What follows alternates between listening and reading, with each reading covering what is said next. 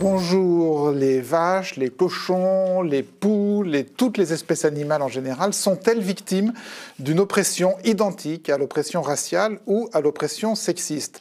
L'antispécisme ou lutte contre la discrimination en raison de l'espèce est-elle le nouveau front du combat pour l'égalité? D'abord considéré avec ironie ou traité par la dérision, ce thème se fraye peu à peu sa place ces jours-ci dans le débat idéologique et dans le champ médiatique.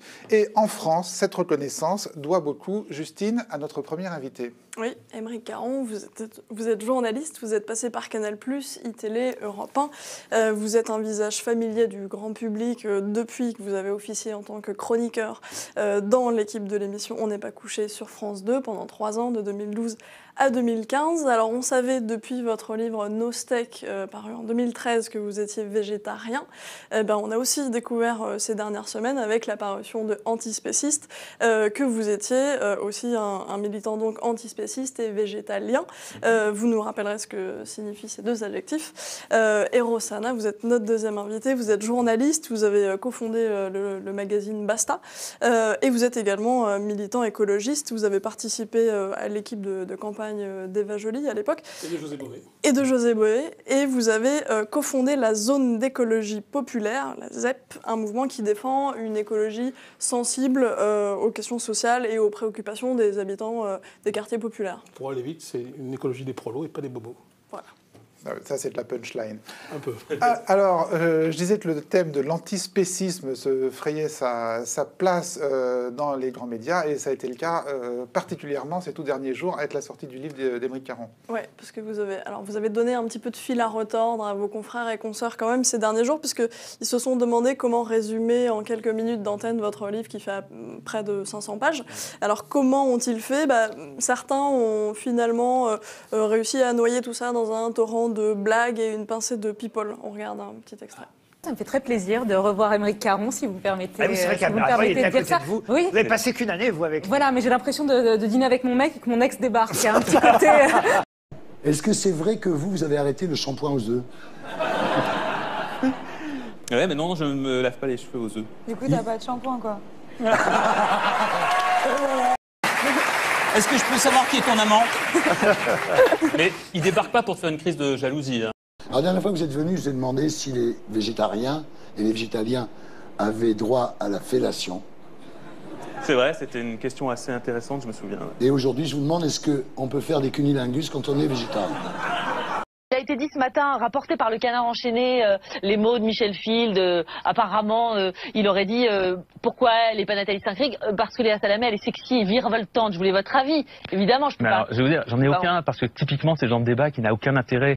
Aymeric, il est tellement végétalien qu'il a retiré de son vocabulaire les expressions « et mon cul, c'est du poulet » et « ah, t'aimes ça, cochonne ?» Voilà. Vous savez pas vous limiter à ça, forcément. Si, je vous expliquais pourquoi. Parce que là, c'est une petite phrase qu'aurait dite Michel Field, je ne sais pas s'il l'a dite, imaginons qu'il l'a dite, qui m'intéresse peu. Et là, vous me demandez de faire un commentaire sur un commentaire qui éventuellement irait alimenter un site média qui n'a aucun intérêt. En fait, vous n'avez pas compris, c'est le Abraham Lincoln des poules et des lapins, ce mec. Ça va, je le prends.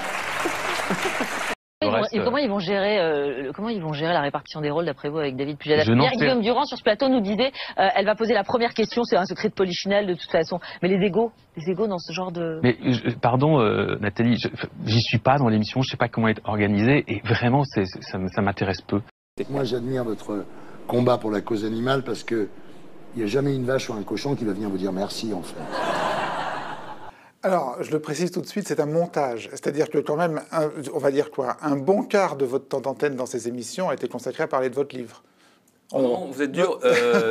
Non, ça dépend vraiment des émissions. Ouais. Attendez, chez Laurent Ruquier, ça a été vraiment formidable, la discussion qu'on a pu avoir. 3 quarts d'heure de discussion autour de l'antispécisme, des droits des animaux. Là, ce que vous avez montré, c'est la petite introduction. C'était normal. Je retrouvais... mon ancienne équipe, des gens avec qui je gardais d'excellentes relations, donc là c'était le petit côté sympa. Après il y a des émissions effectivement où il y a plus ou moins de plaisanteries, etc. Mais même avec Nathalie Lévy sur BFM, Et évidemment, parce qu'on est sur une chaîne avec un format particulier, elle me pose quelques questions qu'elle juge essentielles compte tenu de ce format. Mais on a quand même passé... on voit bien ce que vous en pensez d'ailleurs. Oui, ça ne m'intéresse pas. Mais en revanche, on a dû passer 15-20 minutes à parler vraiment du livre et ce qu'il y avait dedans. Donc, au contraire, je veux dire, bien évidemment, sur un sujet comme celui-ci, on ne peut pas éviter une ou deux petites plaisanteries de temps en temps. Mais ça ne me choque pas.